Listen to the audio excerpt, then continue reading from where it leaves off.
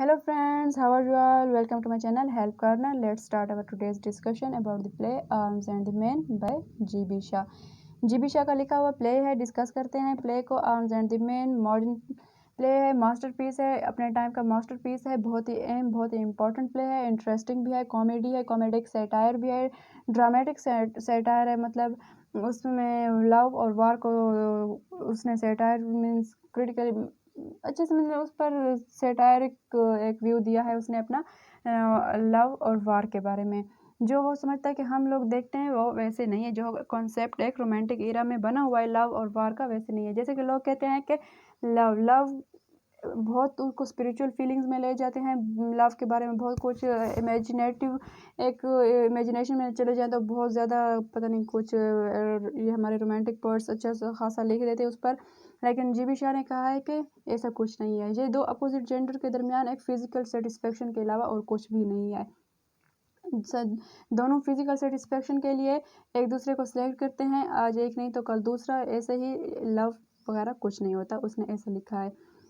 वार के बारे में उसने सेम क्या है कि रोमांटिक एरा में वार के बारे में भी ऐसी इमेजिनेटिव स्टोरीज होती थी कि सोल्जर्स को वो हीरोज़ माना जाता था कि किस तरह से वो बहादुर होते हैं, उनका मकसद सिर्फ लड़ाई होता है, वो हर वक्त अपने पास गोलियां रखते हैं, मौत को अपने मीन्स हाथों में लिए फिरते हैं, इतने बहादुर होते हैं हीरो, अच्छे फिगर, उनको बहुत ज़्यादा अहमियत दी गई है, हीरो फिगर बनाया गया है। लेकिन वो कहता है कि ऐसा कुछ नहीं है, लव और वार दोनों चीज़ों के बारे में उसने अपना एक अपोजिट व्यू दिया है। वो भी इसमें पढ़ते हैं कि उसने किस तरह से अपने आइडियाज़ दिए हैं लव एंड वार के बारे में। प्ले के बारे में देख लेते हैं, मूव ऑन करते हैं हमारी डिस्कशन की तरफ। परफॉर्म ऑन 21 अप्रैल 1894, 1894 को परफॉर्म किया गया प्ले को स्टेज पर, फिर पब्लिश किया गया 1898 में, थिएटर में पहले परफॉर्म किया गया, 1894 में पब्लिश किया गया, 1898 में। टाइटल इज टेकन फ्रॉम विर्जिल्स एनाइड, मतलब ये प्ले का जो टाइटल है arms and the man Virgil की बुक एनीड से लिया गया है। विर्जिल एनीड क्या है, वो एक एपिक पोएम है, विर्जिल ने लिखी है, उसने भी ये सोल्जर्स के बारे में इसी उसकी जो फर्स्ट लाइन है, फर्स्ट लाइन उसने तो लैटिन में लिखी है, लैटिन कि उसकी जो पोएम की एपिक पोएम की फर्स्ट लाइन है उसका मीनिंग्स इंग्लिश में यही है, आर्म्स एंड द मैन। तो ये उसने उसी चीज़ से इन्फ्लुएंस होकर उसी चीज़ से लिखा है, विर्जिल की एनीड से टाइटल जो लिया गया है। सेटिंग ऑफ द प्ले जो है about war between Serbia and Bulgaria, Serbo Bulgarian war को प्रेजेंट किया गया है, जो 1885 में उनके बीच वार को मीन्स सर्बिया और बुल्गारिया के दरमियान वार को, उनके दरमियान जंग को प्रेजेंट किया गया है प्ले में। The play presents Shah ideas of love and war, love और वार के आइडियाज़ को प्रेजेंट करता है GB शाह के, जैसे कि मैंने पहले बता दिया कि किस तरह वो कहता है कि लव जस्ट दो अपोजिट जेंडर के दरमियान फिजिकल सेटिस्फेक्शन के अलावा और कुछ भी नहीं है। वार भी जो रोमांटिक इरा के लोग लेते हैं कि किस तरह से सोल्जर्स को हीरोइक फिगर मानते हैं, वो कहता है ऐसा कुछ नहीं है। वो एक सोशल रिफॉर्मर है, GB शाह एक सोशल रिफॉर्मर है। वो कहता है कि हमें माशरे की इस्लाह यानी कि सोसाइटी की बेटरमेंट हमें उस पर मीन्स तनकीद करके नहीं करनी चाहिए, ज़रूरी नहीं कि इसको उसके नेगेटिव या उसकी तनकीद नेगेटिव साइड बताई जाए, उस पर तनकीद की जाए। मज़ाक के तौर पर मज़ाक के तरीके में मज़ाहिया तौर पर भी हम किसी की इस्लाह, किसी की बेटरमेंट कर सकते हैं।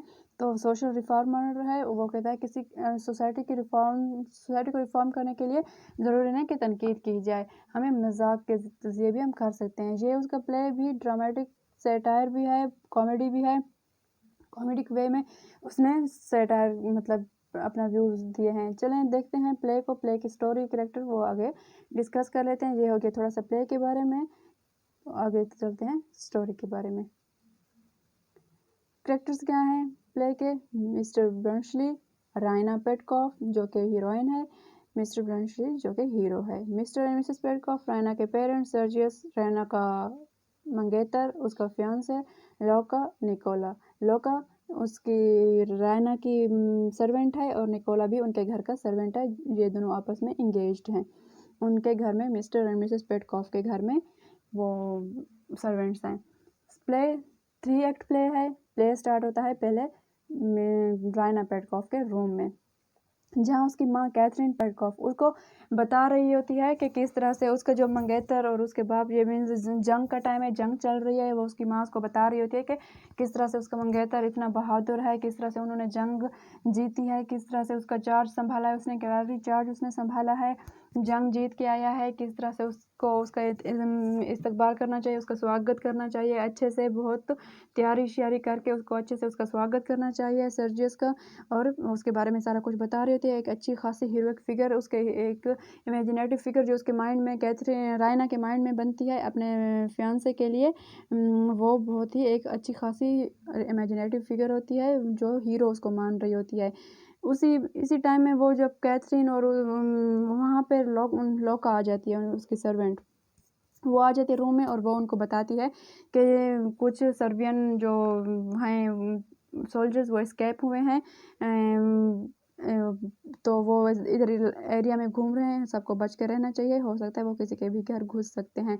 उनको वार्न करके जाती है कैथरीन और लौका, फिर बाहर चली जाती हैं। इधर रायना अपने रूम में होती है कि वहाँ मिस्टर ब्लंशली जो एक सर्बियन सोल्जर है वो रायना के रूम में आ घुसता है, वो भागा हुआ होता है, वो उससे बात करता है, उसको बताता है कि वो एक सोल्जर है, वो जिसकी एक रायना के रूम दिल में एक इमेज जहन में बनी हुई होती है सोल्जर्स के बारे में। वो कहता है ऐसा कुछ नहीं होता, सोल्जर्स भी डरते हैं, सबको अपनी जान प्यारी होती है, मौत से सभी डरते हैं, ज़रूरी नहीं कि सोल्जर्स के पास हर वक्त गोलियां उनकी जेब में रहें, सोल्जर्स भी अपनी जेब में चॉकलेट्स वगैरह रखे हुए होते हैं, तो वो भी डरते हैं, उन्हें भी मौत का डर होता है। ये हीरो वीरो कुछ नहीं होता, ऐसा रोमांटिक ये रोमांस लव ये सब कुछ नहीं होता। उसके माइंड से ये सारा कुछ निकालने की कोशिश करता है, समझो कि उसका ब्रेन वॉश कर रहा होता है उसे। उससे फिर वो अपने भूख का इज़हार करता है। फिर कैथरीन और लौका और वो सब अंदर आते हैं कि उन्हें फ़ील होता है कि कोई यहाँ पे शायद है, लेकिन वो उसको छुपाने में कामयाब हो जाती है, उसको बताती है कि रूम में कोई नहीं है। वो लोग वापस चले जाते हैं, फिर उसको अपनी भूख का इज़हार करता है कि वो भूखा है। मिस्टर ब्लंशली फिर वो उसको खाने के लिए चॉकलेट क्रीम देती है, वो उससे ले लेता है चॉकलेट क्रीम। फिर वो मीन्स उन एक ही मुलाकात में, पहली ही मुलाकात में उन दोनों के दरमियान अच्छी खासी फ्रैंकनेस हो जाती है, अच्छी खासी बात होती है। वो उसको मिस्टर चॉकलेट क्रीम के तौर पर, चॉकलेट क्रीम के नाम से पुकारना शुरू कर देती है। वो उसको मतलब काफ़ी टाइम उन दोनों की बात होती रहती है, फिर वो चला जाता है, उसका सही मैनी में उसका ब्रेन वॉश करके चला जाता है। नेक्स्ट जो एक्ट है वो स्टार्ट होता है एक मीन्स गार्डन, एक लॉन में स्टार्ट होता है, मिस्टर एंड मिसेस पेटकॉफ के लॉन में, जहाँ से ये कैथरीन और रायना बैठे होते हैं। उसका बाप मिस्टर पेटकॉफ, पॉल पेटकॉफ, और वो सर्जियस ये जंग से वापस आते हैं, लौटते हैं। रायना अच्छा खासा उसका स्वागत करती है, बहुत खुशी से उसका स्वागत करती है उसको, चूँकि वो अपना हीरो मान रही होती है। लेकिन इसी टाइम में उसको फिर वो बातें भी माइंड में होती हैं कि हीरो कुछ नहीं होता है, वो सोल्जर्स भी डरते हैं, उन्हें भी ज़िंदगी प्यारी होती है, वो भी मौत से डरते हैं। ये बातें भी उसकी माइंड में घूम रही होती हैं, ये भी कि लव कुछ नहीं होता, वो जस्ट एक फिज़िकल सेटिस्फेक्शन है, ऐसा कुछ नहीं होता।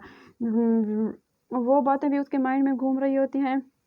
रायनो को पता चलता है कि शायद के सर्गियस का उसकी सर्वेंट लौका के साथ अफेयर चल रहा है, वो भी उनकी बातें सुन लेती है। लौका जो है वो अपने मंगेतर निकोला को कहती है कि उसे पेटकॉफ फैमिली के बहुत से राज पता हैं, इस तौर पर वो उन्हें ब्लैकमेल भी कर सकती है, क्योंकि लौका जो है वो है तो सर्वेंट, लेकिन वो निकोला से शादी नहीं करना चाहती। वो चाहती है कि वो सारी ज़िंदगी ऐसे एक सर्वेंट की तरह नहीं रह सकती, उसे अपनी लाइफ सेट करनी है। निकोला कहता है हाँ राज तो फैमिली के मुझे भी पता है, लेकिन मैं किसी को ब्लैकमेल नहीं करना चाहता, मैं अपनी लाइफ ईमानदारी के साथ स्पेंड करना चाहता हूँ। लौका को तो अफेयर चल रहा था सर्गियस के साथ, वो वहाँ उसके साथ ख्वाब देख रही होती है शादी के, अमीर होने के, एक अच्छी लाइफ स्पेंड करने के। रायना को पता चलता है ऐसा कुछ, तो वो उसको फिर से वही बातें उसके रिमाइंड होती हैं कि जैसे कि मिस्टर ब्लंशली ने उसे बताया था कि लव भी कुछ नहीं होता और ये हीरो वीरो कुछ नहीं होते हैं, हर किसी को जान प्यारी होती है। इसी टाइम मिस्टर ब्लंशली उनके घर आ जाता है, वो कोट वापस लौटाने, जो कोट उसको रायना ने दिया था पहली मुलाकात में, उसके बाप का कोट, तो वो लौटाने आ जाता है और वो बताता है वो सर्बियन आर्मी से होता है और ये बुल्गेरियन। मिस्टर रायना लोग जो हैं ये मिस्टर और मिस्टर मिसेस पेटकॉफ, ये सर्गियस ये बुल्गेरियन आर्मी की तरफ से लड़ रहे होते हैं, और वो मिस्टर ब्लंशली जो है वो सर्बियन आर्मी से है। वो एस्केप होके उधर पहले टाइम में उसके रूम में आता है, तो यहाँ फिर वो वही कोड लौटाने आया है और यहाँ वो बताता है कि उसकी फीलिंग्स हैं रायना के लिए, और रायना को बताता है कि वो तुम्हें धोखा दे रहा है, उसका ऐसा कुछ कोई सीन नहीं है। वो उसको मैं अपनी बातों में अच्छे से कन्विंस कर लेता है और उनको भी बताता है, सर्गियस को भी बताता है किस तरह से रायना ने अपने रूम में अपने बाप की तस्वीर के पीछे मतलब मेरी तस्वीर रखी हुई है, किस तरह से वो मुझसे इम्प्रेस है। पहली मुलाकात में उसके दिल में मेरे लिए फीलिंग्स पैदा हो गई थी, वो मुझे चाहती है। वो उसे भी कन्विंस कर देता है। मिस्टर और मिसेस पेटकॉफ पहले राज़ी नहीं होते क्योंकि उन्हें उसका बैकग्राउंड पता नहीं होता। जब वो बताता है कि वो अच्छा खासा अमीर बंदा है, उसके पास अच्छा खासा पैसा है, तो वो दोनों खुशी से राज़ी हो जाते हैं रायना को उसके साथ उसकी शादी करने के लिए, ब्लंशली की रायना के साथ शादी करने के लिए। और इधर सर्गियस तो पहले ही अफेयर चला के बैठा हुआ है लौका के साथ। वो उसके साथ निकोला को ये रायना और ब्लंशली अपने साथ ले जाते हैं, वहाँ उसको अपना काम देते हैं। उसका चूँकि बिज़नेस होता है ब्लंशली का, वहाँ पे उसको अपने साथ ले जाते हैं।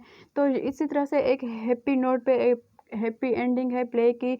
वो सर्गियस के वर्ड्स पे एंड होता है, व्हाट अ मैन, मतलब वो बंदा हो हैरत से कहता है कि क्या बंदा है ये मिस्टर ब्लंशली। किस तरह से उसने इतने अच्छे से सबको कन्विंस कर लिया, सबको अपनी बातों में कन्विंस कर लिया, अपना रायना को भी पा लिया, सबको अच्छे से मतलब कन्विंस कर लिया, कोई मसला भी नहीं हुआ। उसको भी अपनी लवर दिलवा दी, सर्गियस को भी लौका के साथ सेट कर दिया, निकोला को भी अपने पास ले गया, सारा कुछ सेट कर दिया। एक हैप्पी नोट पे हैप्पी एंडिंग होती है प्ले की, कॉमेडी प्ले है। तो नेक्स्ट मूव ऑन करते हैं प्ले के थीम्स के बारे में। थीम्स क्या हो गई प्ले की? थीम्स हैं realism, romanticism, knowledge and ignorance. Knowledge and ignorance भी है, और ये जो मेन थीम है, मोस्ट इम्पॉर्टेंट जो थीम है प्ले की, वो है रियलिज्म और रोमांटिसिज्म। रियलिज्म और रोमांटिसिज्म, उसने रियलिज्म को बताया है। रियलिज्म वर्सेस रोमांटिसिज्म भी कर सकते हैं कि किस तरह से रोमांटिक इरा में वार को और लव को किस तरह से प्रेजेंट किया गया है। एक कैसी एक इमेज दी गई है लव की और वार की, और इन रियल क्या है। मतलब वो कहता है लव कुछ भी नहीं है, जस्ट दो अपोजिट जेंडर के दरमियान फिजिकल सेटिस्फेक्शन के अलावा और कुछ भी नहीं है। वार का भी वो रियल बताता है कि रोमांटिक इरा में वार को भी एक रोमांस, एक रोमांटिक नोट के तौर पर प्रेजेंट किया गया है कि किस तरह से वो हीरोज़ का सोल्जर्स रोल प्ले करते हैं, किस तरह से वो खुशी खुशी वार के लिए जाते हैं, वो हर वक्त जंग के लिए तैयार रहते हैं, उन्हें मौत का कोई डर नहीं होता। ऐसा कुछ वो कहता है ऐसा कुछ भी नहीं है, ये सब गलत है, ऐसा कुछ भी नहीं है। हर किसी को ज़िंदगी प्यारी थी, हर कोई मौत से डरता है, सोल्जर्स भी डरते हैं। तो वही रियलिज्म और रोमांटिसिज्म मेन जो एक थीम है प्ले को ओवरऑल कवर करने के लिए, इसकी थीम को, ये रियलिज्म और रोमांटिसिज्म बहुत ही इंपॉर्टेंट थीम है।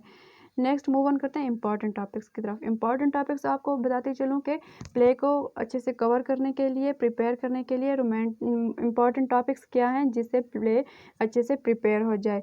तो सबसे पहले जो इम्पोर्टेंट चीज़ है थीम्स, प्ले की थीम्स अच्छे से प्रिपेयर करनी चाहिए, थीम्स को देख लेना चाहिए। थीम्स क्या हैं? एक क्वेश्चन ये हो गया, character sketch of chocolate cream soldier.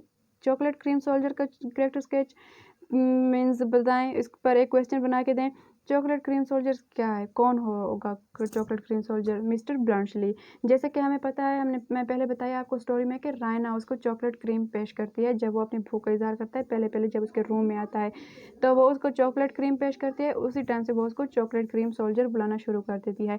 तो चॉकलेट क्रीम सोल्जर या मिस्टर ब्लंशली का करेक्टर स्केच प्रिपेयर करने, arms and the man as a dramatic satire, as उसको ड्रामेटिक सेटायर के तौर पर एक्सप्लेन करें, डिस्कस करें, उसको एनालाइज करें कि ड्रामेटिक सेटायर है कि नहीं है। ज़ाहिर सी बात है सेटायर है, जो मैंने आपको बिल्कुल स्टार्ट में पहले पहले बता दिया कि लव और वार पर उसने एक सेटायरिक व्यू दिया है कि जो है वो वैसा नहीं है। मतलब रियलिज्म और रोमांटिसिज्म के दरमियान उसने एक फ़र्क बताया है कि रोमांटिसिज्म में कैसे कैसे है और रियल चीज़ क्या है, रियल में कैसा होता है। वो वही कहता है, जैसे कि मैंने पहले बताया कि वो एक सोशल रिफॉर्मर है। वो कहता है कि ज़रूरी नहीं कि सोसाइटी को बेटरमेंट के लिए, रिफॉर्म करने के लिए ज़रूरी नहीं कि उस पर तनकीद की जाए, हम उसको मजाक के ज़रिए भी बेटरमेंट की तरफ रिफॉर्म कर सकते हैं, बेटरमेंट की तरफ ला सकते हैं। ज़रूरी नहीं कि हर चीज़ पर तनकीद की जाए। तो एक पॉजिटिव वे में सारा कुछ किया है, पॉजिटिव नोट पर हैप्पी एंडिंग की है प्ले की। एक कॉमेडी प्ले है, मास्टरपीस है अपने टाइम का, बहुत ही इम्पोर्टेंट प्ले है। I tried my best to convey overall means overall play को समझाने की पूरी कोशिश की है कि उसके थीम्स भी बता दूँ, उसके इंपॉर्टेंट टॉपिक्स भी बता दूँ, स्टोरी भी बता दूँ, प्ले को थोड़ा सा प्ले के बारे में भी इंट्रोडक्शन दे दिया है कि प्ले कब लिखा गया, कब परफॉर्म किया गया, कब पब्लिश किया गया, उसके बारे में भी बता दिया कि वो एक सोशल रिफॉर्मर है। सेटिंग प्ले की बता दिया। टाइटल के बारे में भी थोड़ा सा वो दे दिया है कि वर्जिल की एनीड से उसको लिया गया है। आई ट्राइड माई वेल के ओवरऑल मेन टॉपिक्स बता के प्ले को ओवरऑल कवर कर दूँ। I hope I did my well, अच्छे से सबको समझ आ गया हो। जो कुछ रह गया हो तो आप लोग पूछ सकते हैं, कोई भी क्वेश्चन हो कमेंट सेक्शन में पूछ सकते हैं। I will try my best to answer to response. I never and ever asked for subscription in any of my video because if my videos are deserving and beneficial one then these students must do by their own। मतलब अगर किसको help मिल रही है तो वो student खुद ब खुद करेंगे। उनको अगर हेल्प मिल रही है, डिजर्विंग है, तो वो खुद करेंगे। मैं कभी सब्सक्रिप्शन का नहीं कहती। But will be a pleasure for me if these are beneficial for you. कोई भी क्वेश्चन हो, कुछ भी हो, आप पूछ सकते हैं कमेंट सेक्शन में, मुझे बता सकते हैं। जो guys are also welcome to put your topics to be prepared by me. Remember me in your prayers. Best of luck. Allah हाफिज़।